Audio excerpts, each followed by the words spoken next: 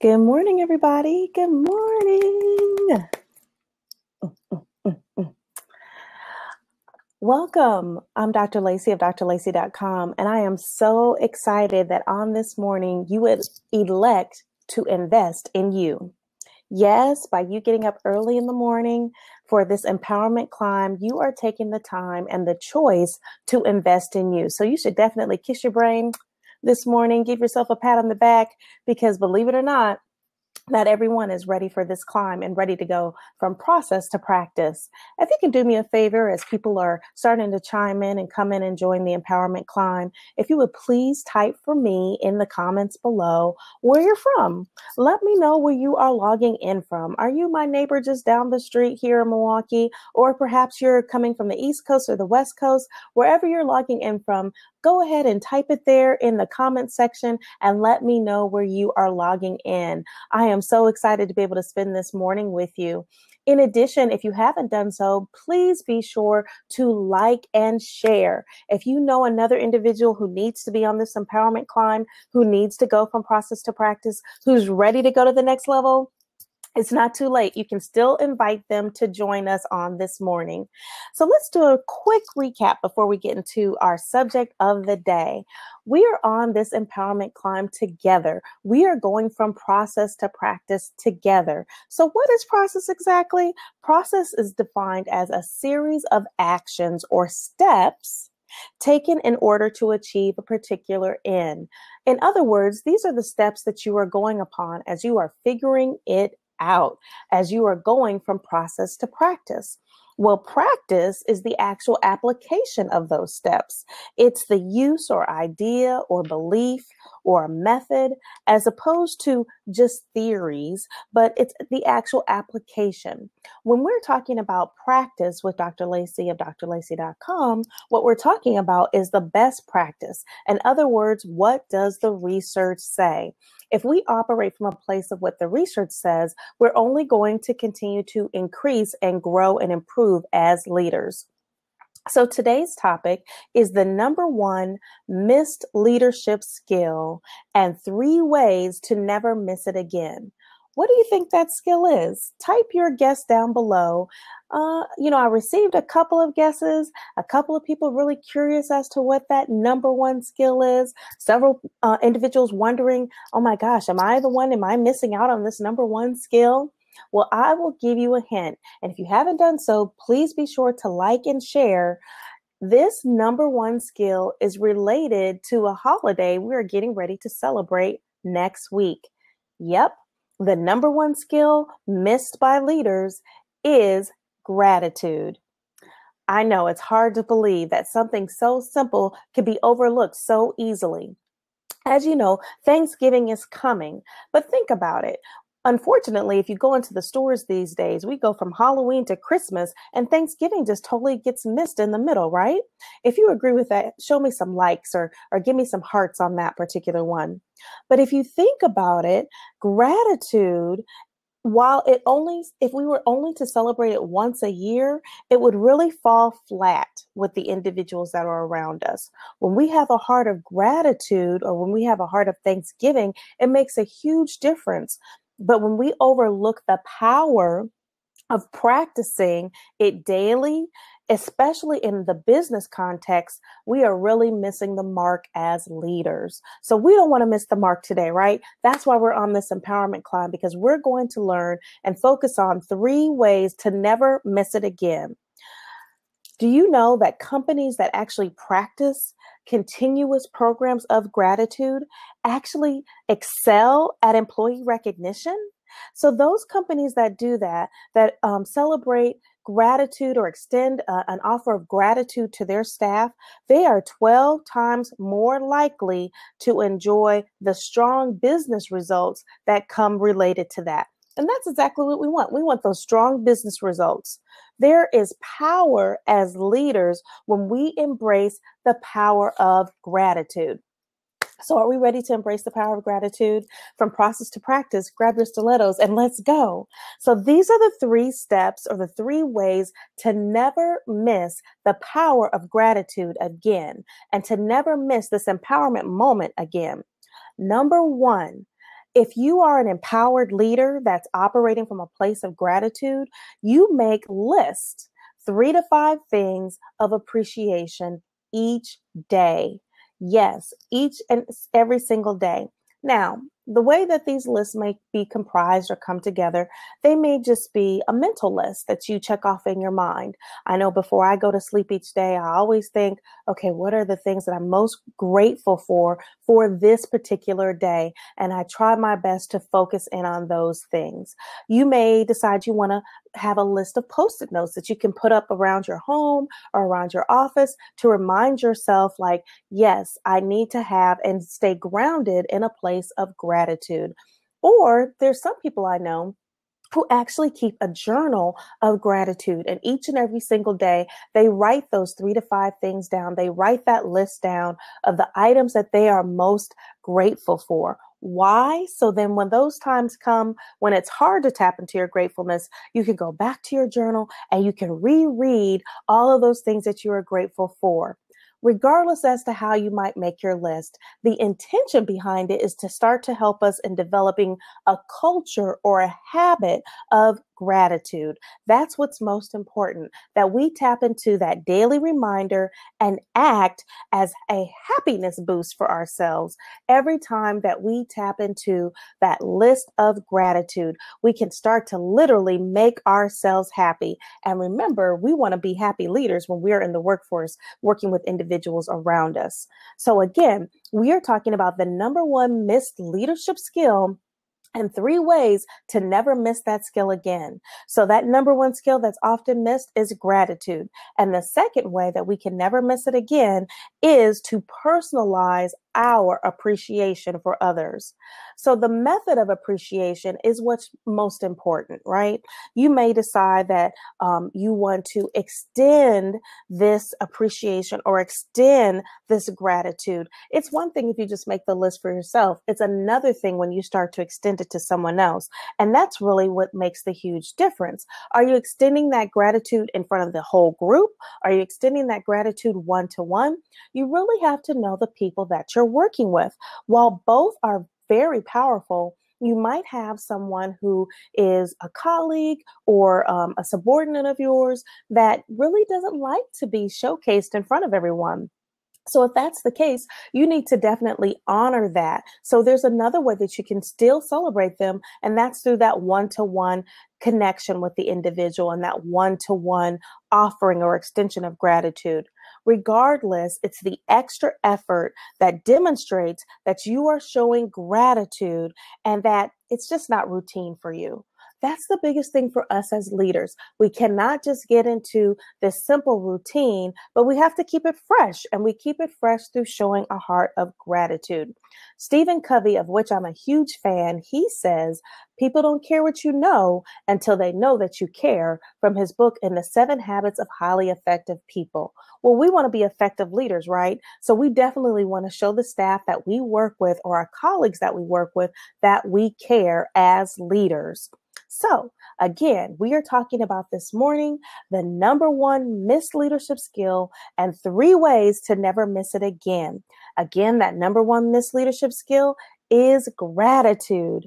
And the third way that we can never miss it again is we have to be open to feedback. Remember, sometimes the enemy is really inner me. And so we have to be open to that feedback because we need to be able to hear what others are saying. Again, you might have that person who they love to receive that expression of thanks, but you did it in front of the whole group, or they prefer to be acknowledged in front of the whole group, and you only did it in a one-to-one. You have to still be careful in this regard. And this is why I say you have to be open to feedback. If you show gratitude to someone who feels as though it's not genuine, have you ever found yourself there, perhaps on the opposite end, where someone acknowledges you? Oh, Dr. Lacey, great job, but they aren't very specific on what that great job is about. When you offer or extend gratitude to someone and it doesn't feel genuine, that comment or that expression falls flat. And that's exactly what we don't want to do as leaders. We always want to be authentic in our commentary and in our exchanges with people. So, as a manager or a leader, here's another reason why we have to be very open to feedback. You might decide to yourself, I want to thank this employee for a job well done. I'm going to thank them in front of their colleagues, or I'm going to thank them one to one. But don't you know, expressing a job well done when you've ignored giving them feedback on areas of growth? Again, if there are ongoing issues with that employee and you're acknowledging them, it's going to fall flat. And in fact, it could actually impact the relationships that you're having with the other staff members that are working with you. So instead of building loyalty and staff retention, which is always our goal, it actually it starts to create the exact opposite effect. So we have to be consistent in our commentary and exchanges with people. There's nothing wrong with correcting someone, especially if you're trying to help them to grow as a leader. So then that way, when you do express that heart of gratitude towards them, it is more well received, especially by those staff around you who know, oh, well, Dr. Lacey, I know she's holding her accountable, or I know she's holding him accountable. So it's all good that she's also acknowledging this person in front of the entire group. It doesn't fall flat, but instead it's well received. So here are some tips to apply from the classroom to the boardroom that you can turn around and use today so that you do not miss the number one leadership skill, which is gratitude. Acknowledgement, appreciativeness, praise, recognition, responsiveness, gratitude, thankfulness. All of those are ways that we can express gratitude. But the biggest thing you have to remember is when it's said and done, is not about the size of the gesture. It's about the gesture itself. It's about the fact that the gesture is heartfelt and it's coming from an authentic place. When the staff that you're working with, especially as a leader, as a manager or a leader, and they know that it's coming from a place of care and commitment for them as a person, wow, they're more likely to continue to want to do a better job for you. When you're offering that praise, remember, it doesn't have to be a big gesture. It just has to be a heartfelt one. It can be a gesture that's anything from an authentic thank you. Thanks for doing a great job today. I really appreciate it. All the way down to a handwritten note of appreciation, something that they can turn and tuck away someplace else and pull back out and receive later, all the way down to a video message. I am a huge fan of the video message. I'm quick to hop on my phone, record a quick message, and shoot it out via a text message to the staff that I'm working with. Why? Because I want them to know how much I appreciate them and how much I appreciate the hard work that they are doing each and every single day. So what does the research say? Well, I'm glad you asked. According to Harvard Medical School, who actually collected research from Wharton School at the University of Pennsylvania, they focused on a study of two groups of individuals doing the exact same job over the course of 2 days. So two groups of individuals, same job, same over 2 days, but there was only one difference.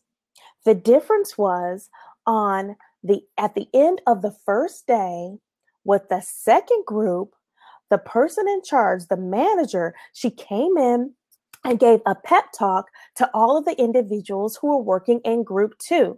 These individuals in group 2 not only heard this pep talk, but they actually felt the authentic sense of gratitude coming from the leader.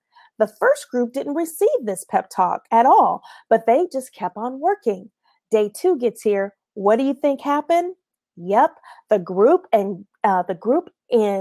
individuals in group 2, the individuals in group 2, they actually increased productivity by 50%, all because their leader expressed gratitude.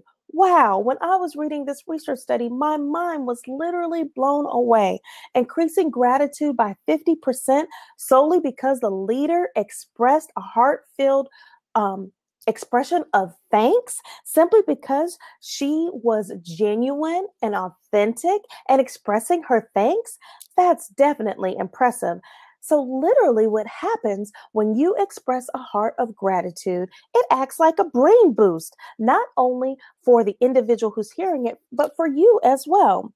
So, in our practice of gratitude towards those around us, it's like a reward of our neurotransmitters. Remember how the brain works? And it literally affects the way we feel. That's why we feel better around the holidays. We feel better around Thanksgiving because we are expressing that heart of gratitude.